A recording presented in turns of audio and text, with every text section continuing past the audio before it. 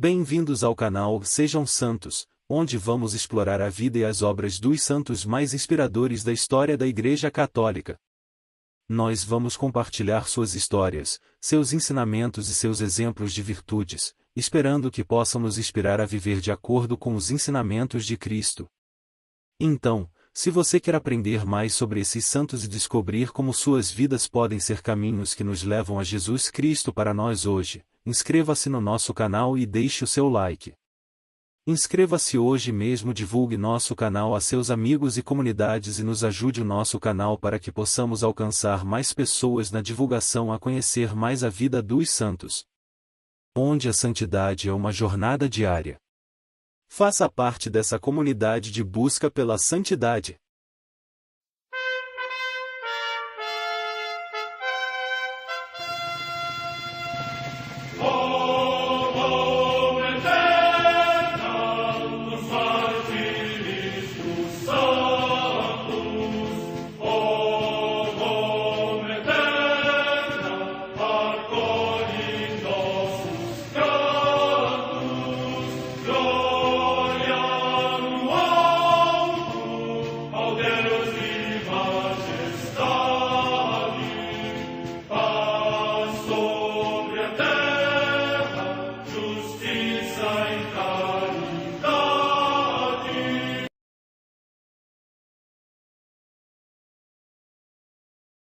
Ler a vida dos santos desperta em nós o desejo de seguir a Cristo. Através de suas vidas podemos aprender as virtudes, a sabedoria e o amor de Deus. Cada santo nos oferece um modelo de vida a ser imitado, como diz São Paulo na carta aos Hebreus, capítulo 12, versículo 1. Estamos rodeados por uma nuvem de testemunhas. A Igreja foi fundada por nosso Senhor Jesus Cristo não apenas como uma instituição, mas uma autêntica família. Os santos mártires, confessores, doutores, as virgens, os santos pastores e todos os demais santos são realmente nossos irmãos que nos precederam no caminho da fé e já estão no céu, para onde também iremos nós, pela graça de Deus. Portanto, sede santos, assim como o vosso Pai Celeste é santo. Mateus capítulo 5, versículo 48. Hoje, dia 19 de outubro, celebra a Igreja a vida desse grande santo, São Paulo da Cruz. A Santa Madre Igreja celebra também nesse dia os santos. Os santos mártires João de Brebeuf, Isaac Jogues, presbíteros, e companheiros, da Companhia de Jesus, no dia em que São João de Lalande, religioso, foi assassinado pelos pagãos do lugar em Ocernenon, hoje Auresville, nos Estados Unidos da América do Norte, onde, alguns anos antes, tinha alcançado a coroa do martírio São Renato Golpil. Neste dia são também venerados conjuntamente os seus santos companheiros Gabriel Lalema, Antônio Daniel, Carlos Garnier e Natal Chabanel, que, no território canadiano, em dias diversos, morreram mártires, depois de muitos trabalhos na missão entre os Hurões para anunciar o Evangelho de Cristo aos povos desta região. Morte no ano 1649. Comemoração de São Joel, profeta, que anunciou o grande dia do Senhor e o mistério da efusão do seu Espírito sobre toda a criatura, que a majestade divina realizou admiravelmente em Cristo no dia de Pentecostes. Em Roma, a comemoração dos santos Ptolomeu, Lúcio e outro companheiro, que, como refere São Justino, reconhecidos como cristãos por terem repreendido os costumes licenciosos e a injustiça nas sentenças, foram condenados à morte pelo prefeito Lolo Urbico no tempo do imperador Antonino Pio. Morte no ano 160. Em Ostia, no Lácio, região da Itália, Santo Astério, mártir. Morte no século III. Perto de Sens, na Gália Leonense, atualmente na França, a comemoração dos santos Sabiniano e Potenciano, que, segundo a tradição, foram os primeiros pastores desta cidade e consumaram a confissão da fé com o martírio. Morte no século IV. No Egito, Santo Varão, soldado, que, no tempo do imperador Maximiano, visitando e prestando auxílio a 6 santos eremitas encarcerados, ao saber que o 7º tinha morrido no ermo, quis ocupar o seu lugar e, depois de crudelíssimos tormentos, com eles recebeu a palma do martírio. Morte no ano 307. Em Oloron, junto aos Pirineus, na Aquitânia, hoje na França, São Grato, bispo, que, no tempo de Alarico, Ariano rei dos godos, participou no concílio de Ágde para restaurar a igreja nessa região da Gália. Morte no ano 506. Na Bretanha Menor, também na atual França, Santo Etvino, monge, que levou vida solitária. Morte no ano 589. Em Cavaillon, na Provença, hoje também na França, São Verão, bispo, que era dotado de grandes virtudes, especialmente na assistência aos enfermos. Morte no século VI.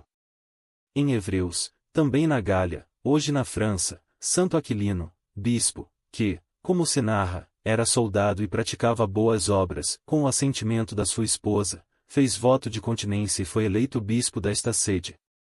Morte no ano 690. Em Oxford, na Inglaterra, Santa Fridesvida, virgem, que, sendo de estirpe régia e eleita abadesa, dirigiu 2 mosteiros, um de monges e outro de monjas. Morte no ano 1257. Em Biville, próximo de Cherburgo, na Normandia, região da França, o beato Tomás L., presbítero, que passava os dias no exercício do ministério pastoral e as noites em oração e penitência. Morte no ano 1595. Em Londres, na Inglaterra, São Felipe Howard, mártir, que, sendo conde de Arundel e pai de família, caiu em desgraça perante a rainha Isabel I por ter abraçado a fé católica e, por isso, foi metido no cárcere, onde, admiravelmente entregue à oração e penitência, mereceu alcançar a coroa do martírio, consumido pelas privações e tormentos. Morte no ano 1633. Em Nagasaki, no Japão, os santos mártires Lucas Afonso Gorda, presbítero, e Mateus Koyoyoi, religioso, ambos da Ordem dos Pregadores. O primeiro trabalhou antes nas Filipinas e depois no Japão, onde foi ministro ardente do Evangelho. O segundo, de 18 anos de idade, foi seu companheiro na propagação e no testemunho da fé. Morte no ano 1634. Em Langeac, junto ao rio Allier, na França, a beata Inês de Jesus Galã, virgem da Ordem dos Pregadores, que foi prioresa do seu convento e se distinguiu pelo seu amor ardente a Jesus Cristo e pela dedicação à Igreja, oferecendo contínuas orações e penitências pelos seus pastores. Morte no ano 1634. Em Włocławek, na Polônia, o beato Jorge Popielusco, presbítero da Diocese de Varsóvia e mártir. Morte no ano 1984. São Paulo da Cruz. Paulo da Cruz é considerado o maior místico do século XVIII. Escreveu mais de 30.000 cartas espirituais, ensinando sacerdotes, religiosas e leigos, a experimentar o amor de Deus, presente na cruz de Jesus. Amou a Eucaristia e Maria. Amou e serviu os pobres, os enfermos e os pecadores. Missionário e profeta anunciou o amor incondicional de Deus, na paixão no mundo. Profeta da Páscoa apontou a vida onde a dor e a morte buscavam triunfar. Deus morreu por amor. Esta verdade, segundo Paulo, deveria ser proclamada por todo cristão, sem medo e com alegria. Paulo Francisco foi o segundo dos 16 filhos do casal Lucas Danei e Ana Maria Massari, ambos de famílias empobrecidas, na região do Piemonte, ao norte da Itália. A 3 de janeiro de 1694, uma luz extraordinária iluminou o quarto onde ele nasceu, de noite, de maneira que as lâmpadas que lá estavam acesas pareciam apagadas. Os pais, que exerciam um pequeno comércio de tecidos na localidade de Ovada, no Piemonte, eram sobretudo modelo de casal cristão, vivendo numa santa afeição e no temor de Deus. Ainda muito pequeno, a piedade de Paulo Francisco era tão profunda, que bastava a mãe lhe apresentar o crucifixo para que ele deixasse de se lastimar ou então fizesse algo de que não gostava. Incutindo-lhe uma profunda devoção à paixão de nosso Senhor Jesus Cristo, a mãe seguia um impulso divino, preparando aquele que seria o grande apóstolo desse santo mistério. O próprio Cristo crucificado mostrava-se a ele em frequentes visões, às vezes coroado de espinhos, com o corpo retalhado pela flagelação, e mesmo como um ser que se contorce de dores, um corpo que não é senão uma chaga. A Mãe de Deus também lhe aparecia, algumas vezes para socorrê-lo. Isso ocorreu, por exemplo, quando ao atravessar o rio Orba com seu irmãozinho, João Batista, caíram ambos na água. Debatendo-se os dois entre as ondas, apareceu-lhes, andando sobre as águas revoltas, a formosa senhora, que dando-lhes a mão tirou-os para fora. O menino Jesus apareceu-lhe também uma vez para fazer-lhe companhia quando ele rezava o terço, devoção à qual se afeiçoou desde muito pequeno. Aos 10 anos foi enviado a Cremolino para os estudos, lá permanecendo por 5 anos. Sua vida nesse período foi mais a de um consumado asceta do que a de um menino na primeira adolescência. Ele passava parte da noite na contemplação das divinas bondades de seu Deus, nas dolorosas cenas de sua paixão. Não as interrompia senão para dilacerar sua carne virginal com cruéis flagelações, e não se permitia senão poucas horas de repouso sobre pranchas. Ele jejuava frequentemente.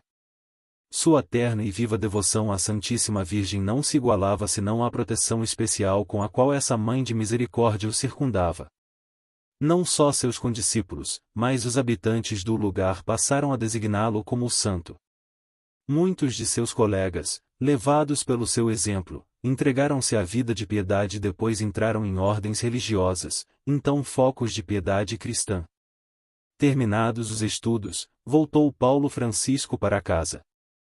Enquanto aguardava os desígnios de Deus a seu respeito, continuava a levar vida de intensa piedade. Alista-se na cruzada contra os turcos muçulmanos. Aos 21 anos, em 1715, Paulo Francisco tomou conhecimento de 2 bulas de Clemente XI que promovia uma liga entre os príncipes católicos e animava também os fiéis a se engajarem na luta contra os turcos muçulmanos que preparavam grande investida contra a Europa. Aconselhava-os ainda a aplacar a cólera de Deus e implorar seu auxílio por meio de jejuns, penitências e orações públicas. Paulo Francisco, vendo nisso não só a oportunidade de possivelmente derramar seu sangue pela fé, mas também a de lutar por ela, partiu para Crema como voluntário no exército cristão. Mas outro era o combate que Deus queria dele, e o fez compreender isso durante a oração. Paulo Francisco pediu dispensa do exército e voltou à sua terra. Um tio seu, sacerdote, propôs-lhe então vantajoso casamento com uma moça rica e virtuosa, e, para assegurar-lhe o futuro, fê-lo seu herdeiro. Paulo recusou as 2 propostas, pois decidirá-se a servir somente a nosso Senhor Jesus Cristo. Conduzido em espírito ao inferno. Certo dia em que Paulo Francisco, devido a uma contusão na perna, encontrava-se no leito fazendo sua meditação, foi levado em espírito ao inferno. Ele perdeu os sentidos, e de seu peito escaparam grandes gritos, era como uma mistura incoerente de escárnios e de cruel desespero. Seu irmão João Batista, e sua irmã Teresa, que acorreram para o despertar e acalmar, foram tomados de pânico. Voltando a si pouco a pouco, ele disse, com um sentimento de horror pintado em sua face, não, eu jamais direi o que vi.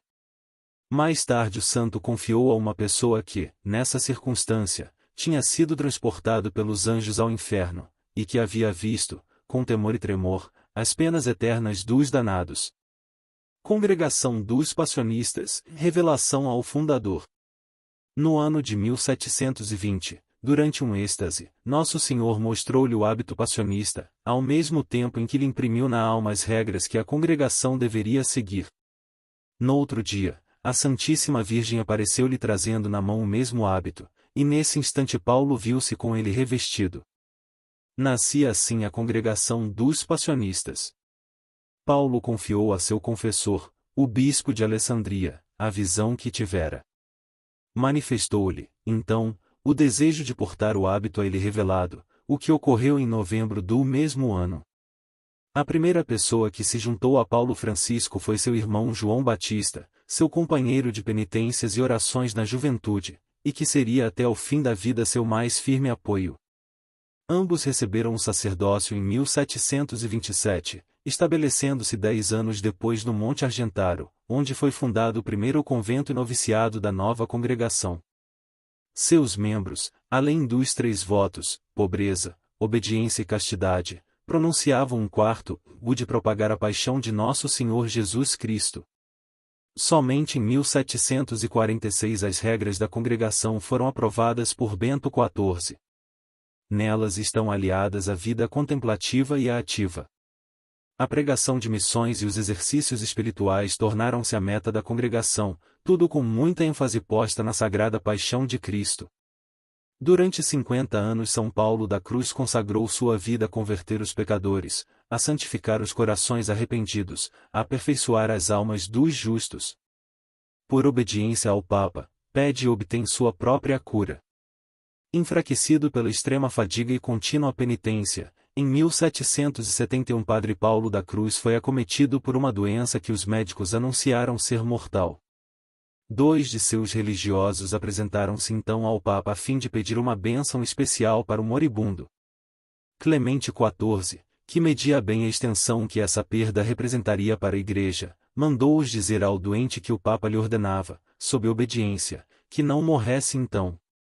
Ao receber a ordem, Paulo da Cruz pegou seu crucifixo e, com lágrimas, pediu a vida, para obedecer ao Papa. Desde esse instante, começou a melhorar até ficar completamente são.